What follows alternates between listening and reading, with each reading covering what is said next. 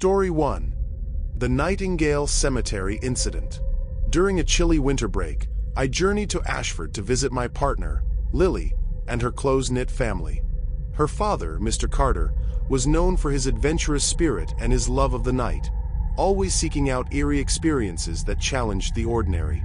One frosty evening, when the clock neared 3:30 a.m., the three of us decided to take a daring trip to the long-forgotten Nightingale Cemetery, a secluded resting ground roughly 15 minutes away from their home. We parked our car near a small weathered chapel that faced the cemetery, its stained glass long shattered and the wooden doors creaking in the wind. Before stepping out, I recalled Mr. Carter's grave warning. The local authorities rarely allowed outsiders into the cemetery after dark, and a vigilant security guard was usually on patrol. However, that night, an unnerving silence prevailed. As we stepped from the car, the cold air seemed to thicken, and our flashlights cut through the darkness, revealing rows of ancient headstones that whispered secrets of generations past. Our cautious trek led us to a fork in the path, marked by a gnarled, lifeless tree whose twisted branches stretched like skeletal arms toward the sky. The path wound upward toward the ruins of an old chapel, a structure that had once been a symbol of community pride, but was demolished decades ago following a spate of vandalism during late autumn festivities. Lily recalled how local lore had it that if someone were to hurl a glass bottle at the chapel's back wall and it remained unbroken, an ominous curse would be unleashed.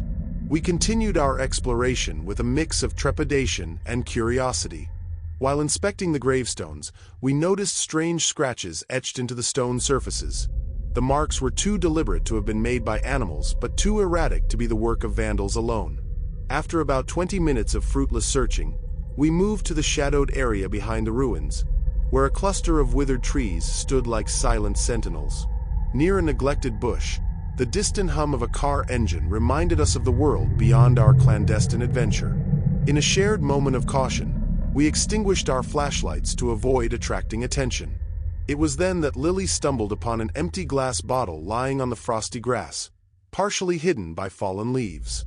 Just as I leaned forward to pick it up, Lily's alarmed whisper halted me. At that exact moment, Mr. Carter's flashlight flickered across the bottle, and we both froze as an eerie fizzing sound, like escaping gas, echoed from a distance of roughly 5 meters.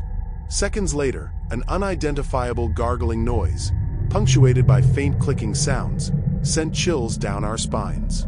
Mr. Carter, a man who prided himself on his stoicism despite his rural upbringing, admitted that he'd never encountered such a sound. My heart pounding, I dropped the bottle and hastily snapped a few photos. Later, while reviewing the images, I was startled to discover a blurred, unsettling face lurking in the background, a face that seemed to merge with the shadows of the night. With our nerves frayed, we hurried back to the car. When we reached it, we found an inexplicable detail that deepened the mystery. The interior light was on, though we were absolutely certain we had turned it off before venturing out. That solitary glow in the darkness became an unspoken testament to the night's strange happenings, leaving us with a lingering sense of unease and questions that would haunt our memories for years to come. Story 2. The Evergreen Cemetery Adventure. In our teenage years, rebellion and the thrill of the unknown often pulled us toward forbidden adventures. One particularly memorable Halloween night, Lily, I, and our two friends, Brandon and Evan, ventured away from the traditional trick-or-treating routes to explore Evergreen Cemetery, located in the mysterious expanse of Westmore County. In preparation for our escapade, we even gathered candy bowls pilfered from nearby houses to create a convincing illusion that we had been out celebrating with the neighborhood children. Our journey began as we climbed over a rusty, weather-beaten fence near a large drainage pond that served as a reservoir for stormwater. The route was far from the beaten path, a secluded trail overgrown with wild vegetation that whispered of neglect and hidden stories. As we made our way along the edge of the pond and pushed through an additional fence, the cemetery emerged before us, a vast, unkempt field speckled with old, crumbling headstones and patches of bare earth that seemed to absorb the moonlight.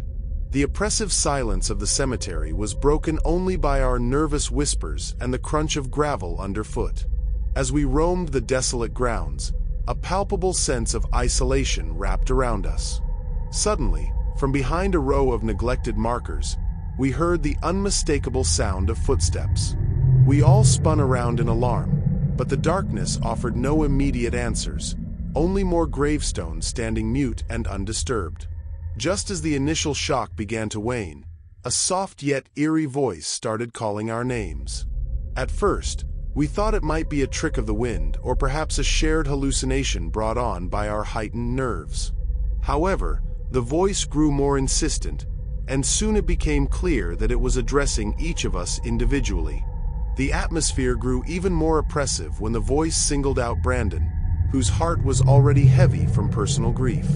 Emotions surged within him, and in a moment of uncontrollable anger and despair, he charged at a local bully who had been lurking in the shadows, a presence we had all been aware of but had chosen to ignore until now. The confrontation exploded into a chaotic scuffle, with Brandon's raw emotions transforming into a dangerous assault. As his blows landed, the situation escalated quickly beyond our control. Panic set in, and before we knew it, sirens wailed in the distance. Within minutes, police officers arrived, followed by paramedics who rushed the injured bully to the hospital. The gravity of the situation struck us all. The thrill of our forbidden adventure had given way to a stark, sobering reality. That night, the cemetery did more than haunt our youthful imaginations. It imprinted on us the weight of consequences that come when the supernatural intertwines with raw human emotion. Story 3. Serena's Haunting Pursuits. My sister Serena had always possessed an otherworldly curiosity that led her deep into the realm of the paranormal. In the midst of personal struggles and the gloom of everyday life, she sought solace in the mysteries that lay beyond the veil of normalcy. Determined to find meaning in the unknown, Serena began embarking on midnight ghost hunts, her constant companion being her faithful dog, Jasper, whose gentle eyes seemed to sense the unseen. Her chosen destination was Greenwood Cemetery, a site shrouded in eerie legends and whispered tales of restless spirits. The cemetery's history was as somber as it was storied, a place once dedicated to the honored dead, now a magnet for supernatural lore. On one fateful night, as a thick fog rolled in and the moon hung low in the sky, Serena and a small group of like-minded friends set out into the darkness. Their flashlights revealed fleeting glimpses of spectral shapes, and the air pulsed with an energy that both terrified and captivated them. Throughout the night, they encountered a series of unexplained phenomena. Glowing orbs drifted aimlessly among the twisted trees, and shifting shadows danced at the edges of their vision. At one point, a mesmerizing pattern of alternating white and deep crimson lights appeared, weaving through the branches in an almost choreographed display, too deliberate to be man-made and too rhythmic to be random. As the encounters grew more intense, a sinister feeling settled over the group. Serena, in particular, felt a cold presence trailing her every step, as though an unseen force was determined to follow her back home. Returning to her modest apartment on the outskirts of a troubled district, Serena initially tried to dismiss the eerie sensations as mere remnants of her midnight adventure. However, as days passed, she began noticing peculiar signs.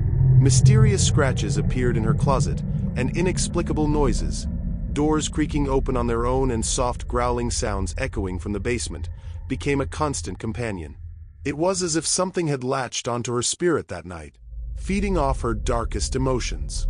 Despite the persistent dread, Serena's determination led her to seek comfort and protection in her newfound faith in Christ, a belief that eventually helped her ward off the lingering specter. Her journey through darkness taught her that sometimes the most powerful light comes from within, and that even in the realm of the supernatural, hope can be a guiding force. Story 4. The Night Watchman's Nightmare.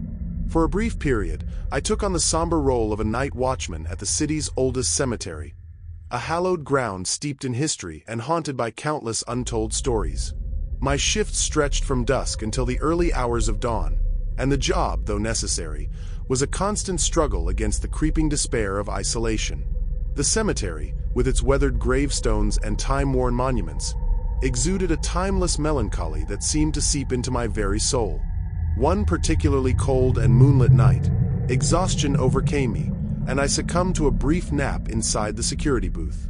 In that uneasy slumber, I dreamt of a spectral figure, a thin, ancient woman with sorrowful eyes and a menacing shovel in her hand.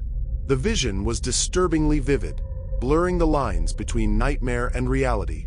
When I abruptly awoke, I found myself startled by the sound of my own scream echoing in the silence. Outside the booth window, bathed in the glow of a full, luminous moon, I caught a fleeting glimpse of that same ghastly figure standing just beyond the edge of the property. Compelled by a mixture of dread and an inexplicable need to confront the unknown, I left the safety of the booth and stepped into the biting cold night. My flashlight beam trembled as it swept across the cemetery, illuminating rows of ancient graves and twisted, barren trees. Every step felt heavy, as if the weight of countless souls pressed down upon me. As I moved deeper into the dark expanse, the usual sounds of nocturnal life, distant howls, rustling leaves, even the occasional hoot of an owl, were replaced by an eerie, suffocating silence. I rounded a particularly weathered grave when an overwhelming force seized me. A pair of unseen hands gripped my throat, and I was hurled violently to the ground. In that moment, time seemed to freeze. I felt my face pressed against the cold, freshly turned soil as if the earth itself were absorbing my terror. The assault was brutal, and though it lasted only a few heartbeats, its impact resonated through every fiber of my being. Then, as abruptly as it had started, the pressure vanished. I lay there, gasping for breath, my senses reeling from the inexplicable attack. Shaken and desperate for escape, I staggered back to the booth and left the cemetery that very night, leaving behind the haunting image of the spectral old woman and the oppressive atmosphere that had nearly claimed me. That chilling encounter served as a stark reminder that, in the realm of the supernatural, the past is never truly buried, and that sometimes, the spirits of those who once walked this earth can reach out in the dead of night to remind us of their lingering presence.